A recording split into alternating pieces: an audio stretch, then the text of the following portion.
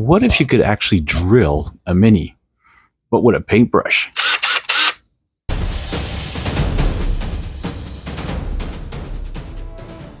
Hey folks, welcome back to the channel.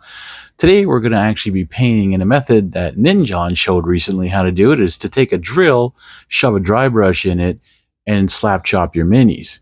So we're going to try that. We're going to call it the drill chop, and we're going to paint a couple of miniatures from Cthulhu, Death May Die. So let's get to the table and see how that works out.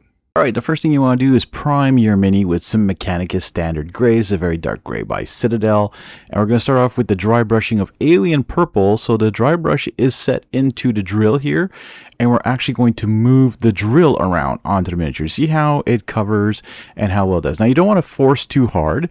And you want to make sure that also your brush is a tad wet, because if you have it too dry, it can become very chalky. So a little damp, and then you wipe that off. I drilled it onto my hand, a little bit of water that was on it.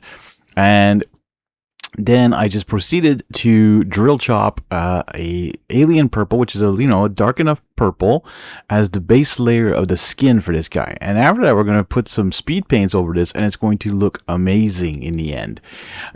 Even to the point where it feels like I'm actually dry brushing one of the speed paints. And the drill kind of saves your hand a little bit, but the next method, where I'm going to put the lighter color on, is actually standing the drill up on a flat surface, and then coming in with the miniature and moving the miniature around. It's almost like you're at a buffing machine for your shoes here, and you're buffing out your miniature.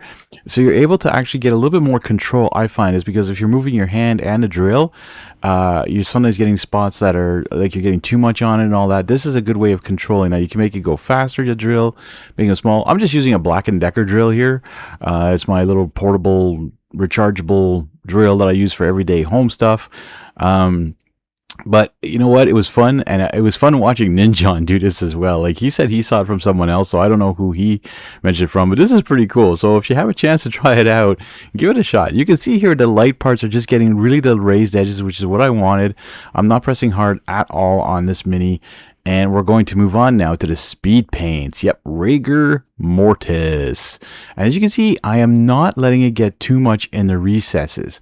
And I've recently upgraded a lot of my speed paints to 2.0 versions, and this is one of them. And man, what a difference in the coverage and the way it's supposed to act. The 1.0s, yeah, they weren't the best, I guess, because now that I'm using a lot of 2.0, wow, amazing. Like I'm tempted to go in through my paints and see what I have left of 1.0 and just replace them, because it makes such a difference. And the reason for changing them is actually Army Painter, who sent me the Speed Paint Mega set, so I was very happy about getting that. Runic Gray is actually one of them that is not 2.0.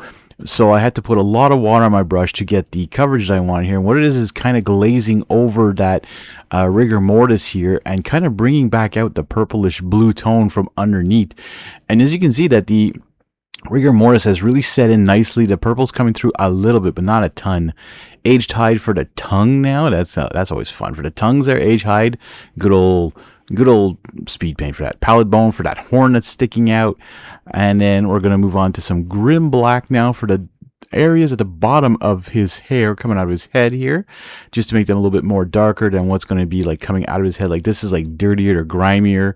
And then we're doing a whole back, like all his razor back hair here that's sticking up. Like this is a cool miniature, and having done the drill chop was actually pretty satisfying. Also a little annoying to hear the drill going constantly, but especially when you have head injuries, but you move along. Gravelord Gray is our final color, and it's going to be painted that quickly, folks. Yes, that quickly, like less than 10 minutes you'll have one of them painted. In less than 20 you'll have both of them painted. I want to thank my members for also supporting the channel. I want to thank you guys for watching. Don't forget to hit that like and comment down below, and don't forget to keep slaying the gray one miniature at a time.